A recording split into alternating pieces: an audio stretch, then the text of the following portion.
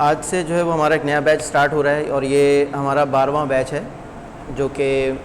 تقریباً ہم 2014 سے یہ کورس کرواتے آ رہے ہیں۔ پہلے بلال حجامہ کلینک کے تھرو کروایا کرتے تھے اور اب جو ہے وہ یہ اب الشافی اکیڈمی کے نام سے ہم اس کو لانچ کر رہے ہیں، اور یہ ایک بیسک کورس ہے، ایڈوانس لیول کا نہیں ہے،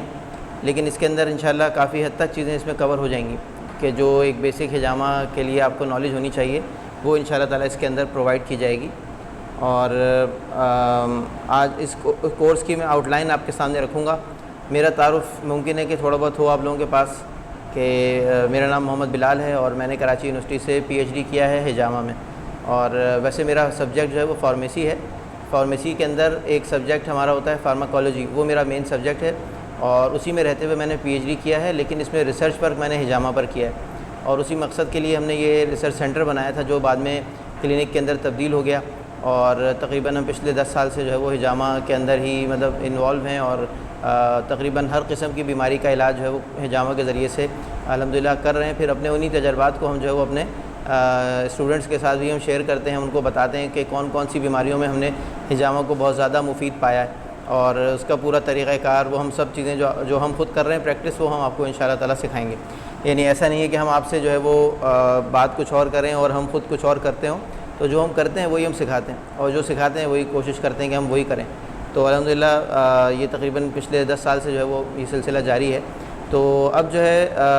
اس مرتبہ جو ہم یہ کورس کروا رہے ہیں تو یہ ایک انٹروڈکٹری کورس ہے، تعارفی کورس ہے حجامہ کا۔ سرٹیفکیٹ آف پارٹیسپیشن ہم اس کے اندر دیں گے، جب یہ مکمل ہو جائے گا تو ہم اس چیز کا سرٹیفکیٹ دیں گے کہ آپ نے یہ کورس اٹینڈ کیا ہے۔ تو یہ ایک ایجوکیشنل کورس ہے، آپ یہ بات ذہن میں رکھیے گا کہ یہ کورس کوئی لیگل کورس نہیں ہے کہ جس کی بنیاد کے اوپر آپ جو ہے وہ اپنا کوئی کلینک کھول سکیں۔ البتہ ہم آپ کو سکھا ضرور دیں گے پورا، آپ کسی کلینک میں اگر جوائن کرنا چاہیں کسی اوتھینٹک طبیب کے زیر نگرانی تو آپ کر سکتے ہیں، لیکن اکیلا جو ہے نا، اگر آپ طبیب نہیں ہیں، اگر آپ حکیم نہیں ہیں، تو اب جو ہے وہ یہ تقریباً 2 سال سے حکومت کی ایک وہ ہے اوبلیگیشن ہے کہ اگر کوئی حکیم ہے تو وہ اپنا انڈیویجول حجامہ کا کلینک رن کر سکتا ہے، لیکن اگر کوئی حکیم نہیں ہے تو وہ اپنا انڈیویجول کلینک رن نہیں کر سکتا، البتہ کسی حکیم کے ساتھ رہ کر وہ حجامہ ضرور کر سکتا ہے۔ اور اگر آپ پرسنل پریکٹس کرنا چاہتے ہیں، گھر پہ کرنا چاہتے ہیں، اپنے گھر والوں کا کرنا چاہتے ہیں، رشتہ داروں کا، تو اس پہ کوئی پابندی نہیں ہے، وہ آپ اپنا سیکھ کر صحیح طریقے سے اور گائیڈنس کے ساتھ جو ہے وہ آپ کر سکتے ہیں، لیکن وہ بھی پورا سیکھنے کے بعد۔ اور بہتر بہرحال طریقہ یہ ہے کہ کسی آپ طبیب کی زیر نگرانی جو ہے وہ اپنا بعد میں بھی آپ کچھ عرصہ جو ہے وہ جاری رکھیں۔ تو یہ میں نے اس لیے پہلے کلیئر کرنا ضروری سمجھا تاکہ آپ کے ذہن میں رہے کہ ہم کون سا کورس کر رہے ہیں، اس کے نتیجے میں سرٹیفکیٹ ہمیں کیا ملے گا اور اس کا ہمیں کوئی پروفیشنل فائدہ ہوگا یا نہیں ہوگا، تو یہ بات میں نے پہلے ہی واضح کر دی ہے۔ البتہ کورس ہمارا جو ہے وہ مکمل ہے، ایسا نہیں کہ ہم نے اس میں کوئی کمی رکھی ہو یا ہم نے اس میں کسی بھی اینگل سے کوئی چیز چھوڑ دی ہو، تقریباً سب چیزیں ہم نے اس میں کور کی ہیں، اور بس صرف ایک لیگل جو اس وقت میں ایک ایشو ہے وہ اب ظاہر سی بات ہے کہ ہم اس کو کچھ نہیں کر سکتے، اس کا پرماننٹ جو حل ہے وہ یہ ہے کہ آپ ساتھ ساتھ میں اگر آپ کا بہت زیادہ شوق ہو کہ آپ حجامہ پروفیشنلی کرنا چاہتے ہوں، کلینک کھولنا چاہتے ہوں، تو اس کا صحیح طریقہ یہ کہ آپ جو ہے وہ FTJ کم سے کم جو ایک ڈپلومہ ہوتا ہے 4 سال کا وہ کر لیں، وہ میٹرک سائنس کی بیس پر ہوتا ہے، اس میں داخلہ مل جاتا ہے۔ کراچی میں جو ہے وہ ایک ہی کالج ہے جو یہ کورس کرواتا ہے، اور وہ ہے قاسمی طبیہ کالج، تو میں وہاں پر بھی یہ حجامہ کا کورس کرواتا ہوں، جو یہی کورس ہے جو آپ لوگوں کو کروا رہے ہیں ہم۔ آلموسٹ وہ اس سے ذرا زیادہ لیندی ہے کیونکہ ظاہر ہے وہ حکیم کر رہے ہوتے ہیں جو پہلے سے حکیم ہیں، تو وہ لوگ یہ کورس کرتے ہیں، لیکن تو ہم اس میں تھوڑا سا اور زیادہ ایڈوانس لیول پہ بھی جاتے ہیں۔ لیکن ابھی جو ہم یہ کورس کر رہے ہیں یہ بیسک لیول کا کورس ہے، جس میں بیسک ہم حجامہ کو مکمل طور پہ انشاءاللہ کور کریں گے۔ اب اس کی کورس آؤٹ لائن کے اوپر آ جاتے ہیں کہ ہم اس میں کیا کیا چیزیں کور کریں گے۔ تو سب سے پہلے اس میں حجامہ کا انٹروڈکشن ہوگا، یعنی حجامہ کا تعارف ہوگا کہ حجامہ کیا ہے، حجامہ کیسے ایوالو ہوا، کیسے شروع ہوا، اور اس کی تاریخ کیا ہے، اس کے طب نبوی کے اندر اس کے حوالے کیا ہیں، یہ میں ڈیٹیلز ابھی آپ کے سامنے رکھوں گا ساری۔ ان سارے ٹاپکس کی ابھی میں صرف آپ کو پہلے ان کے مین سمجھ لیں کہ ہیڈ لائنز بتا رہا ہوں کہ ہم کیا کیا کورس آؤٹ لائن کے اندر ہماری کیا کیا چیزیں۔ ایک اور ہمارا اس میں پارٹ ہوگا بیسک انیٹمی اور فزیولوجی کا۔ انیٹمی اور فزیولوجی کے بارے میں آپ لوگ کچھ حد تک ممکن ہے کہ متعارف ہوں کہ انیٹمی کے اندر ہم اسٹرکچر پڑھتے ہیں جسم کا، کہ جسم کی ساخت کیسی ہے، جسم کا اسٹرکچر کیسا ہے، اور فزیولوجی کے اندر ہم اس کا فنکشن پڑھتے ہیں۔ یعنی مثال کے طور پہ انیٹمی کے اندر ہم یہ پڑھتے ہیں کہ بھئی ہڈیاں کتنی ہوتی ہیں، جوائنٹس کتنے ہوتے ہیں، کتنی ٹائپس کے ہوتے ہیں، مسلس کی کتنی ٹائپس ہیں، یعنی ہماری باڈی جن چیزوں سے مل کر بنی ہوئی ہے ہم ان کے بارے میں اس میں انیٹمی میں پڑھتے ہیں کہ یہ چیزیں کیا کیا ہیں، کن چیزوں سے مل کر ہماری باڈی بنی ہے۔ لیکن ہماری باڈی کے یہ جو اجزاء ہیں، یہ جو اعضاء ہیں، یہ کام کیا کرتے ہیں یہ ہم پڑھتے ہیں فزیولوجی میں. تو انیٹمی اور فزیولوجی جو ہیں یہ دونوں ہم اس کے اندر کور کرتے ہیں اس کورس میں, مگر اتنی کور کرتے ہیں جتنی کہ ہجامہ کرنے کے لیے آنی چاہیے. ہم اس میں ظاہر سی بات ہے کہ جتنا ایک ڈاکٹر پڑھتا ہے 2 سال کے اندر انیٹمی اور فزیولوجی, اتنا تو ہم اس 3 مہینے کے شارٹ کورس میں کور کر ہی نہیں سکتے. تو ہم اس میں جتنا ضروری ہجامہ کے لیے آپ کو جاننا چاہیے وہ ہم اس کے اندر ضرور کور کرتے ہیں. اس کی ڈیٹیل بھی میں ابھی آپ کو بتاؤں گا کہ ہم اس میں کیا کیا ٹاپکس کور کرتے ہیں. تو ایک انیٹمی ہو گئی, دوسرا ٹاپک فزیولوجی کا ہو گیا, اور اس کے بعد ہم تیسرا جو ہمارا ٹاپک ہے وہ ہم کور کرتے ہیں اس میں پیتھولوجی. پیتھولوجی سے مراد یہ ہوتی ہے کہ پیتھو کہتے ہیں ڈیزیز کو, اور لوجی سے مراد ہوتی ہے نالج, یعنی کہ ڈیزیز کی نالج. تو مختلف جو ڈیزیزز ہیں, بیماریاں ہیں, وہ بیماریاں جسم میں پیدا کیسے ہوتی ہیں, بڑھتی کیسے ہیں, پھیلتی کیسے ہیں, ان کا علاج کیسے, علاج تو اگلے سٹیپ پہ آتا ہے, لیکن سب سے پہلے ان کی تشخیص کیسے ہوتی ہے, ہمیں کیسے پتہ چلتا ہے کہ کون سی بیماری ہے, اس کے لیے ٹیسٹ کون سے کرائے جاتے ہیں, اس کے لیے ہسٹری کیسے لی جاتی ہے, سمٹمز کیسے, مریض کے علامات جو ہیں وہ کیسے چیک کیے جاتی ہیں. تو ٹیسٹ جو ہے ان کو اسسمنٹ ان کی کیسے ہوتی ہے, بلڈ ٹیسٹ میں کیا کیا ہوتا ہے, بائیو کیمسٹری کیا ہوتی ہے, یورین کا ٹیسٹ ہے, اور اسی طرح سے آپ کے ایکس ریز ہیں, ایم آر آئیز ہیں. تو یہ ساری کی ساری چیزیں جو ہے نا یہ ہم یہ ہم پڑھتے ہیں پیتھولوجی کے اندر. تو پیتھولوجی کا بھی ٹاپک ہم اس کے اندر ساتھ ساتھ کور کریں گے. پھر اس کے بعد ہم اس میں ایک بہت ہی اہم ٹاپک کور کرتے ہیں, اور وہ ہجامہ کے لیے انتہائی ضروری ہے, جس کو کہتے ہیں ہائیجین. ہائیجین کا کیا مطلب ہوتا ہے؟ حفظان صحت کے اصول یا صفائی کا اسٹینڈرڈ طریقہ کار, کہ کلینک کے اندر صفائی جو ہے وہ کس درجے کی ہونی چاہیے کہ ہجامہ کرنے والے سے نہ تو کوئی بیماری مریض کو منتقل ہو, نہ مریض سے ہجامہ کرنے والے کو منتقل ہو, نہ ایک مریض سے دوسرے مریض کو منتقل ہو, اور نہ ہی جو ہے نا ایک پورے کلینک سے معاشرے کو کوئی بیماریاں منتقل ہوں. تو یہ باقاعدہ اس کی کلاس ہے, مطلب ہمارے کورس کا یہ پارٹ ہے. تو اس کے اندر ہم یہ چیز کور کریں گے انشاءاللہ کہ ہجامہ سیفلی کس طرح سے کیا جا سکتا ہے کہ جس میں کوئی نقصان نہ پہنچے. اور اس کے اندر پھر اس کے بعد جو ایک اور انتہائی اہم ٹاپک ہے, جو کہ سمجھ لیں کہ مین ٹاپک ہے اس کی پورے کورس کا, ایک اس کی جان ہے, وہ ہے پروسیجر آف ہجامہ. کہ ہجامہ جو ہے نا اس کا پروسیجر کیا ہے, ہجامہ کس طریقے سے کیا جاتا ہے. تو یہ یعنی کہ ہم پروسیجر آف ہجامہ کے اندر ایک مکمل اسٹینڈرڈ پروسیجر جو اس کا ہے اس کو ہم بہت تفصیل کے اندر کور کرتے ہیں, جس کے اندر ہم یہ بھی سکھاتے ہیں کہ کیسے جو ہے وہ آپ نے پوائنٹ سلیکشن کرنی ہے, کس بیماری کے لیے کون سے پوائنٹس کیسے سلیکٹ کرتے ہیں, اور اس کے بعد ہم اس کا پروسیجر کیسے کرتے ہیں, صفائی کیسے کرتے ہیں ہجامہ سے پہلے, کپس کیسے لگاتے ہیں, ویکیوم کتنا دینا ہے, پریشر کتنی دیر رکھنا ہے, پھر اس کے بعد اسکریچز جو ہے نا وہ کتنے لگانے ہیں, کس اینگل سے بلیڈ کو پکڑنا ہے, مطلب پوری تفصیل کے ساتھ بتاتے ہیں. حتیٰ کہ یہ بھی بتاتے ہیں کہ بلیڈ کو کھولنا کیسے ہے اور اس کو ہولڈر میں لگانا کیسے ہے. تو یہ پوری تفصیلات یعنی A to Z جو ہے نا وہ اس میں ساری چیزیں ہم تفصیل کے ساتھ کور کرتے ہیں. اس کے بعد کی کیئر, بینڈیج کیسے کرنی ہے, اور مطلب تمام کی تمام چیزیں جو ہے وہ پروسیجر سے ریلیٹڈ جو ہیں وہ اس میں آ جاتی ہیں. پھر ایک اور ٹاپک, اہم ٹاپک کور ہوتا ہے اس کورس کے اندر, اور وہ ہے سننا پوائنٹس, سننا ڈیز اور سننا ڈیٹس کا, کہ یہ کون سے ہیں. سننا پوائنٹ سے کیا مراد ہے, کیا کیا کیا کیا ہوتا ہے سننا پوائنٹ, سننا دن کون سے ہوتے ہیں یا اچھے دن کون سے ہیں ہجامہ کے, اور اسی طرح سے کون سی ڈیٹس جو ہیں نا وہ سننا ڈیٹس ہیں. تو یہ تمام کی تمام چیزیں اس ہمارے ایک لیکچر کے اندر کور ہوتی ہیں, جو کہ خاص طور پہ ہم سنت کے پوائنٹ آف ویو سے کور کرتے ہیں ہجامہ کو. پھر اس کے بعد ہجامہ جو ہے وہ روحانی علاج بھی ہے جسمانی کے ساتھ ساتھ. تو وہ کیسے ہوتا ہے, اس کے لیے کیا احتیاطیں کرنی چاہیے, کن بیماریوں کا علاج ہجامہ سے ہو جاتا ہے. تو اس میں اس حوالے سے جو بھی ہمارے تجربات رہے ہیں وہ آپ کے ساتھ ہم اس میں شیئر کریں گے انشاءاللہ. اور پھر ہجامہ جو ہے وہ کچھ خاص مخصوص بیماریوں کے لیے کیسے ہوتا ہے, تو ان کے پوائنٹس کیا کیا ہوتے ہیں وہ بھی اس کے اندر شامل ہیں. ساری شامل نہیں ہیں ڈیزیزز, لیکن بہرحال کچھ حد تک شامل ہم نے کیے ہیں. جو اہم ڈیزیزز ہیں وہ اس میں ہم نے شامل کیے ہیں. ان ڈیزیزز کے بارے میں بھی ہم آپ کو گائیڈ کرتے ہیں کہ ہجامہ ان کے لیے کیسے کیا جانا چاہیے. یہ جو ہے وہ ایک مختصر سا بھی میں نے ایک آؤٹ لائن آپ کے سامنے رکھی ہے. اب میں تھوڑا ڈیٹیل میں آپ کو بتاتا ہوں کہ اس میں کیا کیا ٹاپکس ہم کور کرتے ہیں. انٹروڈکشن والا جو میں نے آپ سے کہا تھا کہ سب سے پہلے ہم ہجامہ کا تعارف پیش کریں گے, تو اس کے اندر جو بہت ہی اہم ٹاپک ہے وہ ہے ہجامہ کی ہسٹری, کہ ہجامہ کی تاریخ کیا ہے, ہجامہ کب سے شروع ہوا, اور یہ سنت جو ہے نا ہے تو کس طریقے سے ہے, آپ صلی اللہ علیہ وسلم سے پہلے بھی ہوتا تھا یا آپ صلی اللہ علیہ وسلم کے زمانے سے شروع ہوا. تو ہم اس کی کورس آؤٹ لائن کو ڈسکس کر رہے ہیں. ابھی اس حوالے سے پہلا ہی ہم ٹاپک ڈسکس کر رہے ہیں, اور وہ ہے انٹروڈکشن آف ہجامہ یا ہجامہ کا تعارف. تو اس میں جو ہے وہ سب سے پہلا ٹاپک میں نے آپ کو بتایا کہ ہجامہ کی ہسٹری, ہجامہ کا قدیم طریقہ کار, جیسا آپ کے سامنے اس وقت میں آپ کو نظر آ رہا ہے جو تصویر ہے, کہ اس میں ایک شخص جو ہے وہ اس نے کیا لگایا ہوا ہے, یہ ایک سینگ ہے اور ایک جانور کا سینگ ہے, کوئی بھی جانور ہو سکتا ہے جیسے گائے وغیرہ. تو یہ اس کا سینگ ہے، اس کا چوڑا حصہ جو ہے وہ جسم پہ لگایا ہوا ہے اور اس کی نوک جو ہے وہ اوپر ہے اور اس کو وہ منہ کے ذریعے سے سک کر رہا ہے، نوک میں سوراخ کر کے اس کو منہ کے ذریعے سے سک کیا جاتا تھا۔ یہ ایک پرانے زمانے کا طریقہ کار تھا، اور اس کو یہ طریقہ جو ہے وہ یہاں بر صغیر میں بھی استعمال ہوتا رہا ہے، ہندوستان میں، پاکستان میں، اور اس وقت میں اس کو سینگی لگانا کہا جاتا تھا۔ تو یہ سینگی لگانے کا طریقہ ایک یہ بھی تھا، اور دوسرا طریقہ یہ تھا کہ جس میں سینگ کے اندر جو ہے وہ کوئی چیز جلا کر ڈالی جاتی تھی، آگ جلا کر جو ہے وہ سینگ کے اندر ڈالی جاتی تھی کوئی چیز، تو وہ اندر کی آکسیجن ساری کنزیوم کر لیتی تھی اور وہاں پر ویکیوم بن جاتا تھا، ویکیوم کریٹ ہو جاتا تھا۔ تو یہ جو ہے نا ایک طریقہ تھا اس زمانے کا، اور کٹ جو ہے وہ کسی بھی تیز دھار چیز سے لگائے جاتے تھے۔ اس زمانے میں تیز دھار چیزیں ویسے بھی بہت عام ہوتی تھیں، جیسے تلوار اور خنجر وغیرہ اس طرح کی چیزیں، تو یہ جو ہے نا پرانے زمانے کا طریقہ کار ہے۔ اس کے علاوہ بھی طریقہ کار تھے، تو ہسٹری وہ ہم انشاءاللہ اس میں کور کریں گے کہ اور طریقہ کار کیا کیا ہوتے تھے، کس پروسیجر کے تھرو کیا جاتا تھا حجامہ۔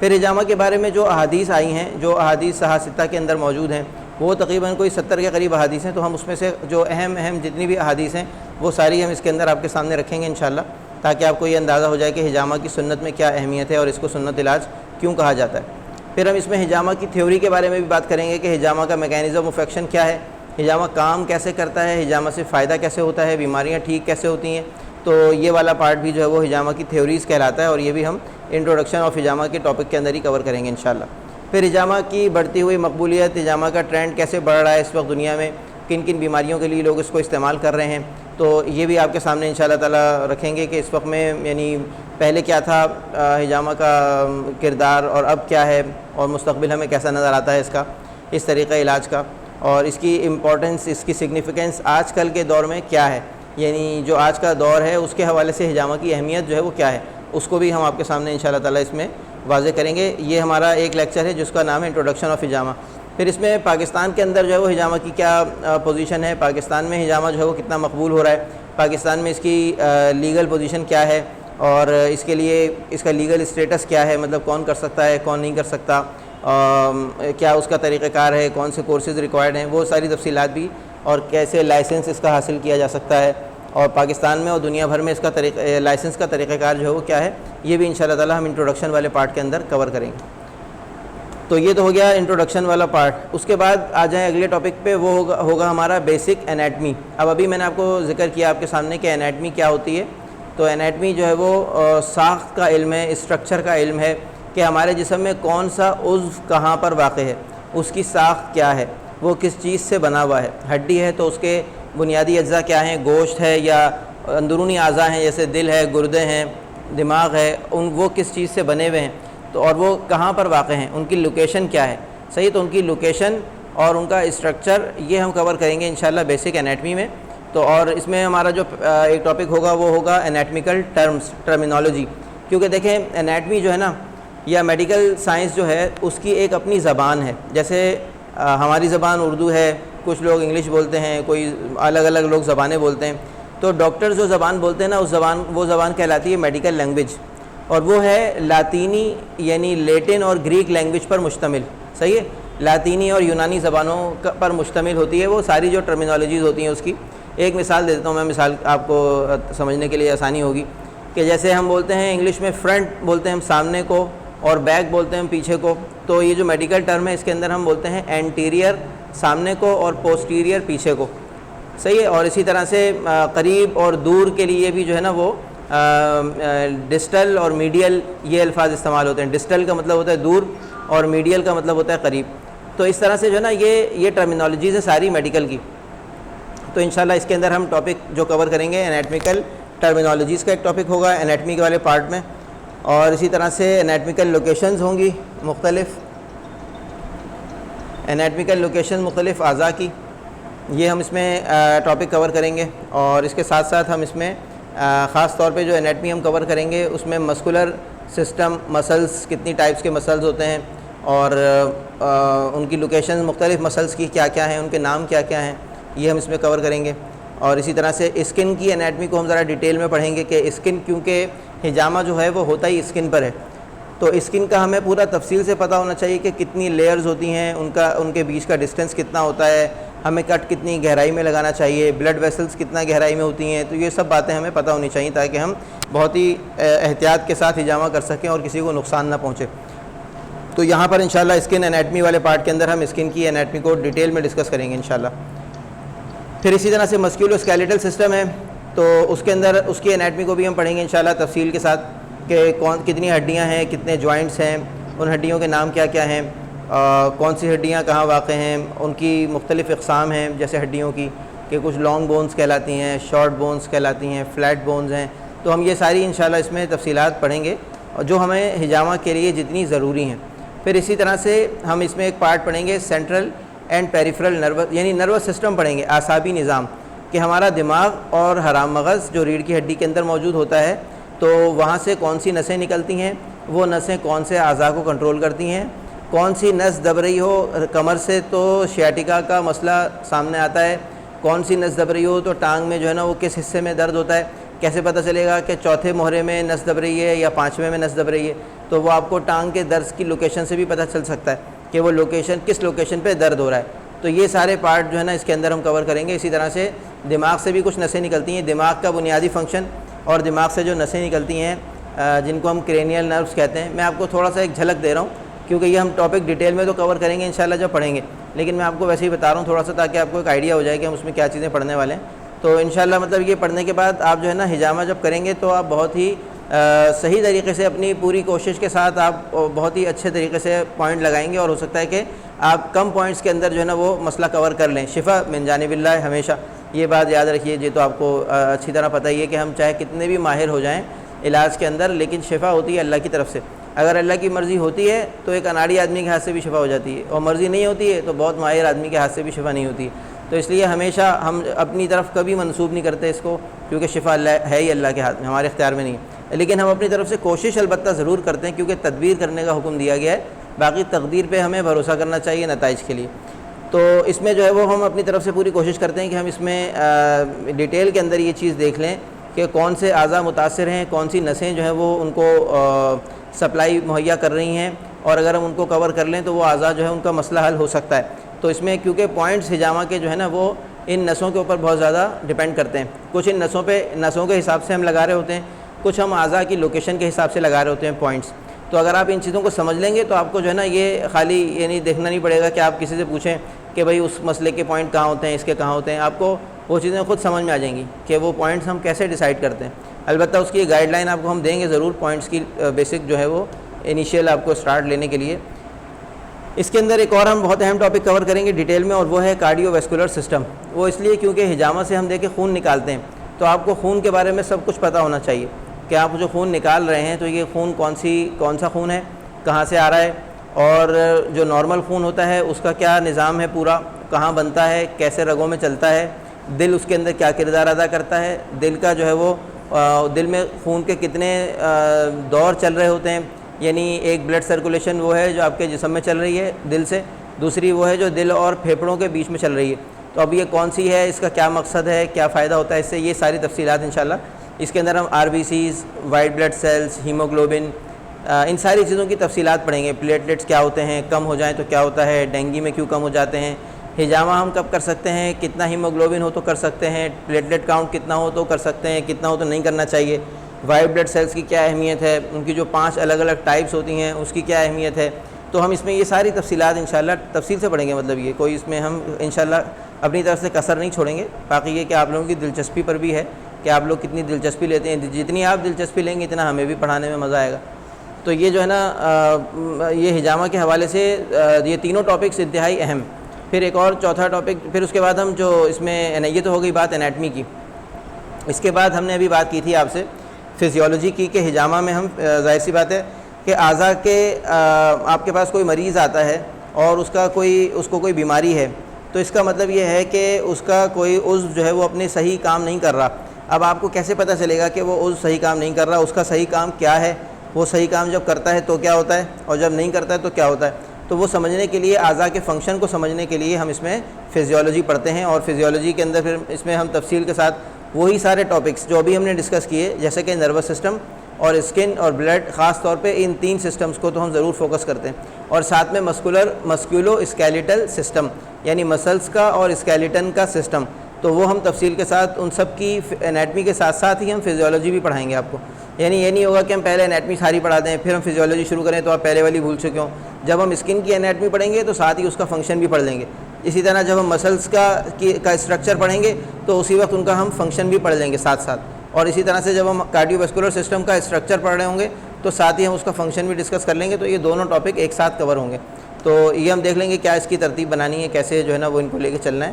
تو یہ عموماً مطلب یہ کورس جو ہے وہ الحمدللہ یہ 12واں بیچ ہے آپ لوگوں کا. تو یہ پہلے ہم یعنی 11 مرتبہ جو ہے نا وہ ہم پڑھا چکے ہیں. تو الحمدللہ اس میں امید ہے کہ آپ کو کافی چیزیں سیکھنے کو ملیں گی اور ہمیں بھی کچھ نہ کچھ سیکھنے کو ملے گا. ظاہر ہے جتنا بھی انسان کے پاس علم ہو, اصل علم جو ہے نا وہ اللہ کے پاس ہے. تو ہمارے علم کی کوئی حیثیت نہیں ہے اللہ کے علم کے سامنے. تو کوئی نہ کوئی نئی چیزیں باقی رہتی ہیں ہمیشہ ہی. آدمی جتنا بھی سیکھ لے وہ کبھی نہیں کہہ سکتا کہ میں سب کچھ جانتا ہوں. کچھ نہ کچھ ضروری رہتا ہے باقی.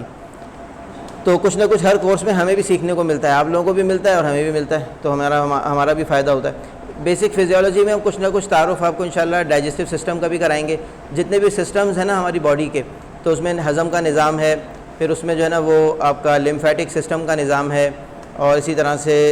اس میں آپ کا جو مسکولر سسٹم ہے اور مسکولوسکیلیٹل سسٹم بلکہ پورا. اس میں خاص طور پہ میں ایک چیز کی طرف اشارہ کر دیتا ہوں مسکولوسکیلیٹل سسٹم میں, کہ ایک مسئلہ ہوتا ہے بڑا کامن, اور وہ ہوتا ہے نی پین کا, گھٹنوں کا درد, جو خواتین میں تو بہت ہی کامن ہے, مردوں میں کے اندر بھی بہت ہوتا ہے. مساجد میں ہم دیکھتے ہیں کہ اچھی خاصی نا 2-3 صفوں کے اندر سائڈ پہ جو ہے وہ کرسیاں لگی ہوئی ہوتی ہیں. تو یہ گھٹنے جو ہے وہ کیسے کام کرتے ہیں, ان کا اسٹرکچر کیا ہے اور اس میں خرابی کیسے آتی ہے, یہ سائنوویل فلوئڈ کیا ہوتا ہے, آرتھرائٹس کیا ہوتا ہے, آسٹیوپوروسس کیا ہوتا ہے, تو یہ آپ کا جوائنٹ اسپیس کم کیسے ہو جاتا ہے, لیگامنٹس کا کیا مسئلہ ہوتا ہے, ٹینڈنس کیا ہوتے ہیں, یہ ساری چیزیں آپ مسکولوسکیلیٹل سسٹم میں پڑھیں گے. اور اسی طرح سے برسا کیا ہوتی ہے, برسائٹس ہے, ٹینس ایلبو ہے, مطلب یہ سب تفصیل کے ساتھ انشاءاللہ تعالیٰ یہ چیزیں ہم اس میں ڈسکس کریں گے. تو سائنوویل جوائنٹس جو ہے نا وہ ہمارا اس میں مسکولوسکیلیٹل سسٹم کا ایک بہت ہی اہم پارٹ ہے, وہ انشاءاللہ تعالیٰ ہم اس کے اندر تفصیل کے ساتھ پڑھیں گے. اچھا, اور اسی طرح سے باقی بھی اینڈوکرائن سسٹم ہے, اس کو بھی ڈسکس کریں گے. جتنے بھی غدود ہوتے ہیں جسم میں, تو یہ غدود جو ہیں یہ کون سی رطوبات خارج کرتے ہیں, یعنی کون سی سیکریشنز یا کون سے ہارمونز سیکریٹ کرتے ہیں, اور ان ہارمونز کا ہماری صحت کو برقرار رکھنے میں کیا کردار ہوتا ہے, کون کون سی ٹائپس کے ہارمونز ہوتے ہیں, ان کا کیا فنکشن ہوتا ہے, وہ انشاءاللہ تعالیٰ ہم اینڈوکرائن سسٹم کے اندر پڑھیں گے. پھر اسی طرح سے آگے آ جائیں تو انیٹمی اور فزیولوجی کے بعد جو اگلا ٹاپک ہے وہ ہے بیسک پیتھولوجی. پیتھولوجی میں نے آپ کو بتایا علم الامراض کو کہتے ہیں, یعنی جس علم کے اندر مختلف امراض کے بارے میں پڑھا جاتا ہے کہ مختلف امراض بیماریاں جو ہیں وہ کون کون سی ہوتی ہیں. تو جیسے اس میں مثال کے طور پہ جو ہے وہ نیفرائٹس ہے, ٹیومر ہے, یا جو ہے نا وہ یا مختلف بیماریاں جیسے ہیپیٹائٹس ہے, یا ڈائبٹیز ہے, یا بلڈ پریشر ہے, کولیسٹرول بڑھا ہوا ہے تو ہائپر لیپیڈیمیا ہے. تو مختلف بیماریاں, ان کے نام, ان کی ٹرمینالوجیز, ان کی ڈیٹیل, وہ کیسے ہوتی ہیں, کیسے بڑھتی ہیں, کیا وجوہات ہوتی ہیں, اور کون سے ٹیسٹ کرا کے ہمیں پتہ چلتا ہے ان کے بارے میں کہ کون سے ٹیسٹ. مثال کے طور پہ ڈائبٹیز ہے, اب اس کا ایک 3 مہینے والا ٹیسٹ ہوتا ہے, تو وہ کون سا ٹیسٹ ہے, HbA1c ہمیں پتہ ہونا چاہیے. 5.7 سے اگر نیچے ہے تو اس کا مطلب ہے نارمل ہے, 5.7 سے زیادہ ہے تو اس کا مطلب ہے کہ مریض کو ڈائبٹیز ہو گئی ہے. اور اسی طرح سے اس کا ایک رینڈم بلڈ شوگر ٹیسٹ ہوتا ہے, ایک اس کا فاسٹنگ بلڈ شوگر ٹیسٹ ہوتا ہے. پھر اسی طرح سے کریٹینائن کڈنی کے لیے بڑا اہم ٹیسٹ ہوتا ہے, اور کتنی رینج ہوتی ہے اس کی, کتنا بڑھ جائے تو اس کے بعد جو ہے نا وہ بندہ سمجھا جاتا ہے کہ اس کے کڈنی فیل ہو گئے اور وہ ڈائلیسس پہ آ جاتا ہے. صحیح, تو یہ ساری کی ساری چیزیں ہم پیتھولوجی والے پارٹ میں کور کریں گے. جو اس میں مین رپورٹس ہیں وہ ہم آپ کو پڑھنا سکھائیں گے انشاءاللہ, جس میں CBC ہے, LFT ہے, یا یوریا کریٹینائن کی رپورٹس ہیں, UCE ہے, لپڈ پروفائل ہے. تو یہ جو کامن سی جو ہوتی ہے نا یہ ساری, یورین DR ہے, تو یورین DR کیا ہوتا ہے, کلچر کیا ہوتا ہے, کیا فرق ہوتا ہے اس میں کیا چیزیں دیکھی جاتی ہیں, کیسے پتہ چلتا ہے کون سی اینٹی بائیوٹک دینی ہے, کون سی ریزسٹنٹ ہے, کون سی کام کرے گی. تو یہ آپ کو انشاءاللہ تعالیٰ ہم اس میں تفصیلات پیتھولوجی والے اپنے لیکچر کے اندر کوشش کریں گے کہ آپ کو 1 یا 2 لیکچرز کے اندر یہ کور کر لیں ہم. تو پیتھولوجی کے اندر ہم ٹرمینالوجی بھی پڑھیں گے, بیماریوں کے بارے میں بھی پڑھیں گے انشاءاللہ, ٹیسٹ کے بارے میں, اور یہ جو بلڈ ٹیسٹ ہوتے ہیں ان کے علاوہ جو الٹرا ساؤنڈ وغیرہ ہوتا ہے, یا MRI ہوتا ہے, یا CT اسکین ہوتا ہے. اب یہ آپ لوگوں کے شوق کے اوپر ہے, جتنا آپ سیکھنا چاہیں گے انشاءاللہ ہم سکھانے کو تیار ہیں. تو اس میں کیسے ان کی رپورٹس کو اسیس کیا جاتا ہے, کیسے پتہ چلتا ہے کہ کیا مسئلہ ہے. جو کامن چیزیں آتی ہیں نا ہجامہ کے حوالے سے جو ہمارے پاس لوگ آتے ہیں, جیسے یہ آپ کے سامنے MRI کی جو ہے نا وہ فلم لگی ہوئی ہے. اب اس میں ہمیں کیسے پتہ چلتا ہے کون سی ڈسک پہ مسئلہ ہے, کون سی ڈسک کا بلج ہوا ہے, کون سی ڈسک میں ہرنیشن ہے, کہاں پہ نس دب رہی ہے، یہ ہمیں کیسے پتہ چلے گا، کیسے کاؤنٹ کرتے ہیں، کون سا مورا ہے یہ، تو یہ آپ کو انشاءاللہ تعالی ہم چیزیں سکھائیں گے، اور سیکھنے پر آپ لوگوں کے میں نے کہا کہ ڈیپینڈ کرتا ہے۔ اسی طرح سے ہائیجین کیسے ہونی چاہیے حجامہ میں، ہائیجین سے کیا مراد ہے، صفائی، یعنی کہ صفائی آپ کو کس طریقے سے برقرار رکھنی ہے کہ آپ جو ہے وہ پورے اس پروسیجر کو اپنے جراثیم سے پاک کر سکیں، یعنی آپ کا کپ لگانے سے لے کے کپ اتارنے تک، بینڈیج کرنے تک، اور اس کے بعد اس کا کچرا ڈسپوز کرنے تک کا پورا پروسیجر ایسا ہو کہ جس کے اندر نہ تو کوئی بیماری آپ سے منتقل ہو مریض کو، نہ مریض سے آپ کو، نہ جو ہے نا ایک مریض سے دوسرے مریض کو، اور نہ آپ کے کلینک سے معاشرے کو۔ وہ کیسے ہوتی ہے، جیسے کوئی کچرا جو آپ کا جو بنے گا، ظاہر سی بات ہے آپ بلڈ نکال رہے ہیں لوگوں کا، جس کو ہم بتا بھی رہے ہیں کہ یہ ٹاکسن والا بلڈ ہے، اور یہ بلڈ ایسا ہے جس میں زہریلے مادے موجود ہیں، جس میں فاسد مادے ہیں، ٹاکسنز ہیں، تو بھئی اب اس کو آپ نے ایک مریض کے جسم سے نکال کر اگر آپ نے کچرا کنڈی پہ پھینک دیا تو اس کے نتیجے میں کیا ہوگا کہ وہ بیماری جو ایک آدمی میں تھی اب وہ بہت سارے لوگوں کو منتقل ہو سکتی ہے۔ تو اس لیے آپ اس کچرے کو کیسے ڈسپوز کریں کہ وہ معاشرے کے لیے خطرناک ثابت نہ ہو، اور سنت علاج جو ہے نا وہ بدنام نہ ہو کہ بھئی یہ سنت علاج کے نام پہ یہ لوگ جو ہے وہ کاروبار کر رہے ہیں اور جو ہے نا معاشرے میں بیماریاں پھیلا رہے ہیں۔ تو اس لیے یہ بات نہ ہو، تو اس سے بچنے کا کیا طریقہ کار ہے، پراپر انسینریشن کیا ہوتی ہے، کچرا کیسے جلایا جاتا ہے محفوظ طریقے سے، اس کے لیے باقاعدہ بھٹیاں ہوتی ہیں، جیسے ہمارا یہاں کا کچرا جاتا ہے، کمپنی ہے جہاں پر یہاں سے ہم اپنا سارا ویسٹ جو ہے وہ اس کو بھیجتے ہیں، وہ لے کے جاتے ہیں ہر ہفتے آ کے، یا کبھی 4-5 دن میں آ کے، تو وہ اس کا پراپر ڈسپوزل کیا جاتا ہے، اور کیسے اس کو آپ نے ڈسپوز آف کرنا ہے، آپ نے کیبن کے اندر اپنے کیسے صفائی رکھنی ہے، اسٹیرلائزیشن کیسے کرنی ہے، ایکوپمنٹس کو کیسے صاف رکھنا ہے، کون سے ایکوپمنٹس ری یوز ہوتے ہیں اور کون سے نہیں ہونے چاہیے، جیسے کپ ہے مثال کے طور پہ، یا بلیڈ ہے، یعنی وہ دونوں چیزیں جو آپ کی پیشنٹ کی باڈی سے ٹچ ہوتی ہیں تو وہ آپ کو ڈسپوز آف کر دینی چاہیے لازمی طور پہ، کسی صورت میں بھی وہ دوبارہ کسی اور پیشنٹ پہ تو بالکل بھی استعمال نہیں کرنی چاہیے۔ ہاں اسی مریض کے اوپر کسی وجہ سے اگر استعمال کرنا چاہیں تو کر سکتے ہیں آپ، لیکن کسی اور پیشنٹ پہ بالکل بھی استعمال نہیں کر سکتے۔ تو اس طرح سے کیا کیا احتیاطیں کرنی ہیں، کیا پورا پروسیجر ہے، اسٹینڈرڈ اس کا پروٹوکول کیا ہے، وہ آپ کو انشاءاللہ تعالیٰ اس پہ ہم سکھائیں گے۔ اسٹیرلائزیشن کیسے ہوتی ہے، آٹوکلیو کیا ہوتا ہے، اس کے کیمیکلز کون سے ہوتے ہیں جس سے ہم صفائی کرتے ہیں انسٹرومنٹس کی، وہ سب چیزوں کے بارے میں آپ کو ہائیجین والے لیکچر کے اندر انشاءاللہ تعالیٰ ڈسکس کریں گے۔ کیا سورسز ہیں، کنٹامینیشن کہاں سے ہو سکتی ہے، جراثیم کہاں سے آ سکتے ہیں، کیا کیا طریقہ ہو سکتا ہے ان سے بچنے کا۔ یہ آٹوکلیو کی تصویر ہے آپ کے سامنے، تو یہ آٹوکلیو جو ہے اس کے اندر اسٹیرلائز کیے جاتے ہیں ایکوپمنٹس، یہ آپ کو انشاءاللہ ڈیٹیلز ہم اس لیکچر کے اندر ہی بتائیں گے، ابھی بھی ہم نے اچھی خاصی چیزیں تو بتائی دی لیکن ابھی تفصیلات بہت ساری باقی ہیں۔ اور یہ وہ بھٹی ہے جس کے اندر کچرا جلایا جاتا ہے، جس کو انسینریٹر کہتے ہیں، صحیح ہے۔ انسینریٹر بعض اوقات یہ تو چھوٹی سی ہے، پورے کمرے کے برابر کے بھی انسینریٹر، اتنے بڑا جیسا روم ہے نا، اتنے بڑے بھی ہوتے ہیں جس کے اندر ہاسپٹل ویسٹ وغیرہ جلایا جاتا ہے، ہاسپٹل فیکٹری ویسٹ، مختلف طرح کی چیزیں۔ پرسنل ہائیجین کی کیا امپورٹنس ہے، آپ کو اپنی ذاتی صفائی کیسے رکھنی چاہیے، جس میں ناخن کاٹنے سے لے کر غیر ضروری بالوں کی صفائی سے لے کر روزانہ نہانا اور دانت صاف کرنا، یہ ساری چیزیں شامل ہیں۔ پراپر ہاتھ دھونے کا طریقہ، میڈیکل کے لحاظ سے ہاتھ دھونے کا صحیح طریقہ کیا ہے کہ جس میں آپ کے ہاتھ پوری طرح صاف ہو جائیں۔ آپ کے یونیفارم کی کیا اہمیت ہے جراثیم کے حوالے سے، صفائی ستھرائی کے حوالے سے، اپنے گھر والوں کو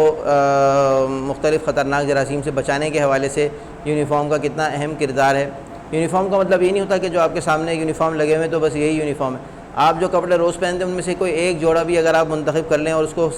وہ کر دیں، ڈیڈیکیٹ کر دیں کہ یہ ہمارا صرف جو ہے نا حجامہ کرنے کے ہمارا یونیفارم ہے، اور اس کے علاوہ ہم کپڑے پہن کے نہ کریں، وہی کپڑے پہن کر ہم کام کریں، اور اس کے بعد ان کپڑوں کو ہم جو ہے اپنے گھر کے کپڑوں سے الگ دھوئیں، ان کے ساتھ بھی نہ دھوئیں اس کو، کیونکہ آپ کو پتہ بھی نہیں چلتا، بعض اوقات خون کے چھینٹے پڑ جاتے ہیں کچھ نہ کچھ کپڑوں پہ، تو وہ جراثیم آپ کے گھر میں جائیں، آپ کے بچوں کو، گھر والوں کو متاثر کریں، تو اس لیے بہتر یہ ہے کہ آپ ان کپڑوں کو الگ رکھیں۔ تو اس کا کیا یعنی کیوں ہونا چاہیے، کیا ہونا چاہیے، اور بھی ڈیٹیلز ہیں اس میں، یہ انشاءاللہ سارا کا سارا ہائیجین والی کلاس کے اندر ہم ڈسکس کریں گے۔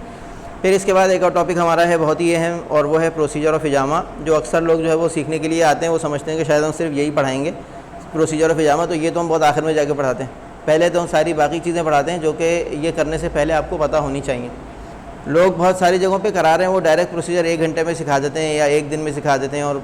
کہتے ہیں کہ بس آپ نے سیکھ لیا حجامہ۔ لیکن دیکھیں ایسے حجامہ سیکھنا جو ہے نا انتہائی خطرناک ہے، کیونکہ اس میں آپ اپنی جان سے نہیں کھیل رہے، آپ دوسرے مریض کی جان جو ہے نا وہ آپ